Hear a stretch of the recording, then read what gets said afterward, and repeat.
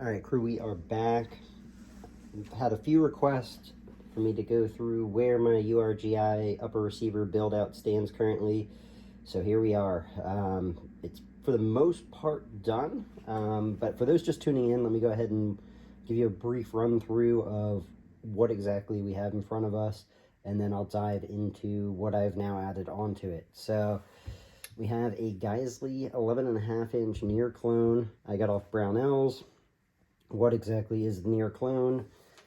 Well, it has the Geissele upper receiver. It does have a Geissele reliability enhanced bolt carrier group, a URGI charging handle with the NSN number on there, Geissele Mark 16 in their DDC, and this is a 10.5-inch, being this is a 11.5-inch barrel. It does have the Surefire, the 4-prong. And then obviously from there you can see I've added a D-ball A3 on here. And I was originally looking at buying a complete mod light, wound up doing a Arasaka body, a Surefire DS00 tail cap, a mod button, and this has the 4.5-inch cable.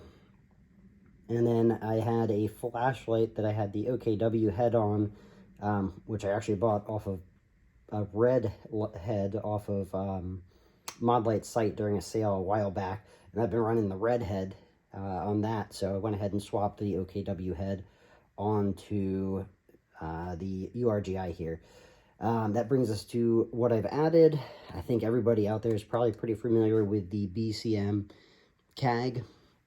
I did a build rundown of my my go-to build the other week, and I have the same thing on my go-to build, and this being a very solid upper receiver, wanted to go ahead and do honestly pretty similar. I don't want to say mirror, because there's a few things on here I haven't added, like a leaf or an iron sight on the back, but I am kind of considering throwing those on there and actually mirroring what my my go-to setup is, because this is a I mean, it's a very solid upper receiver, to say the least. I have not made it out with this thing, but I am very antsy to get out, and looking like I might in the next, few weeks potentially get out and get to run this, as well as some of the other stuff that I've been wrenching on for quite some time. But the other piece of this puzzle too, well, obviously part of the build rundown, I forgot to mention we did buy a RC2 to mount on that 4-prong. So we do have the Surefire RC2 for that. And of course, if you've been following the last few weeks, I am a huge fan of the Eotechs. There's a lot of folks out there running Aimpoint T2s on here. And if you watch any videos comparing the EXPS to the Aimpoint T2, as soon as night vision gets brought up, they say that the Eotech is leaps and bounds better. So went ahead with the Eotech, as I'm a fan of that. I do own a T2 as well, so it's a solid optic. I mean, I can't, you can't put it down, but as far as, I mean, for me, if I'm, the capabilities of this and me having a PVS 14, I wanted to go with what the community has, ultimately deemed kind of the standard for night vision optics. So went ahead and got that again. And I'm not a huge, and you guys are probably noticing this, but I am not a huge tan guy. So the URGI is kind of out of my norm with the DDC. So I went with all black hardware on here.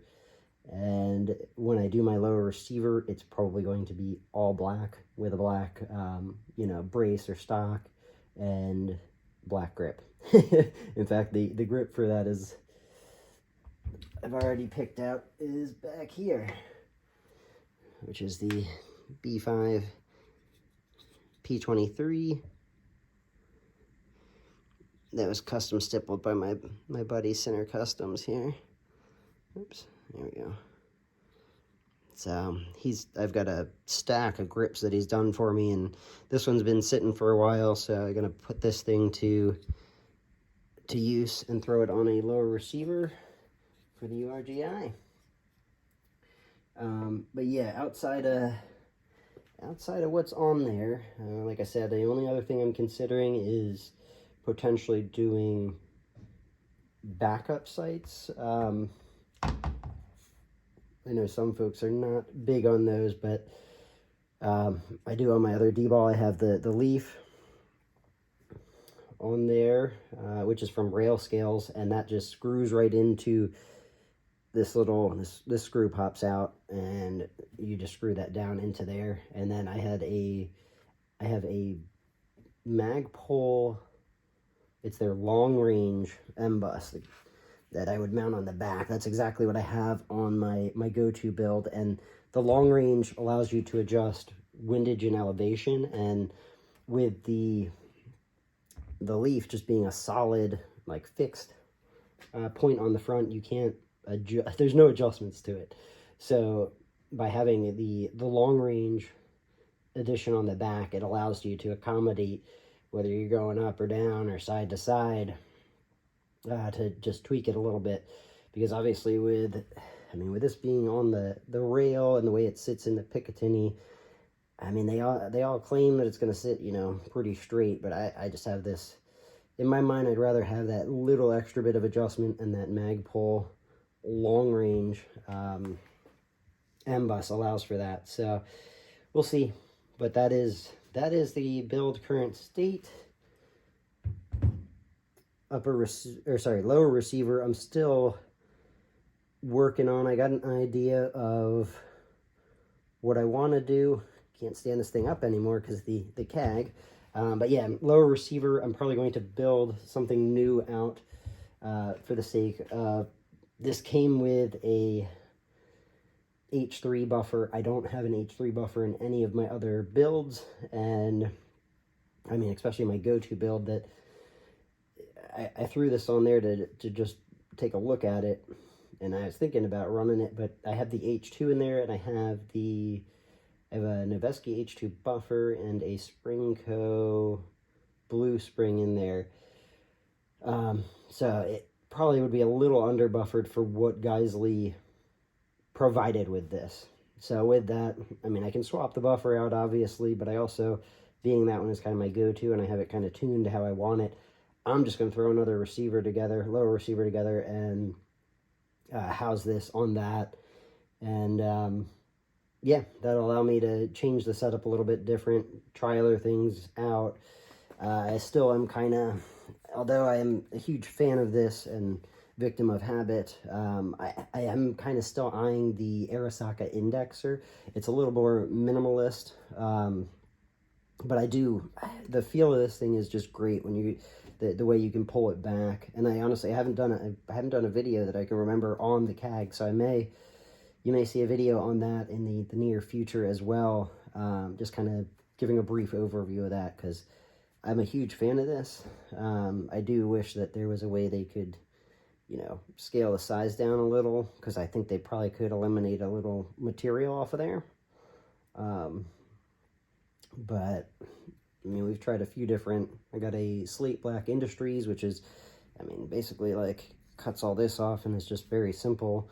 But the angle on that is a little goofy to me. And I've tried the Arisaka, the finger stop, and that one's kind of interesting. That one's growing on me, but I'm not 100% sure. So I'm considering potentially putting an index on here, but this is current state where we're at. And really looking forward to getting this thing out there.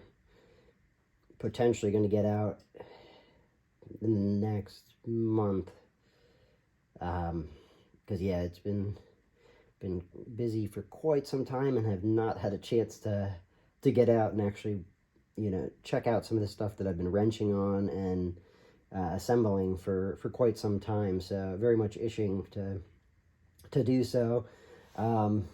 And yeah, I mean, there's so much to, once I get out there, I got so much to run through, between the URGI here, the RC2, the anechoic 223. And you'll see I've got a few other things I'll probably do videos on here. I did buy a new holster during the Black Friday sale a while back, and it finally came in. So probably do a rundown on the holster here shortly. And yeah, just a bunch of different stuff in the works and trying to get back out to the range. So, but that's what, there you have it, guys. That is my URGI current state. KAG, Eotech, near clone, D-ball A3, and then our, what I want to call a Frankenstein light, because it is a bit of everything on there. And then we've got our Surefire RC too. But I will catch you guys later. Run suppressed, stay blessed.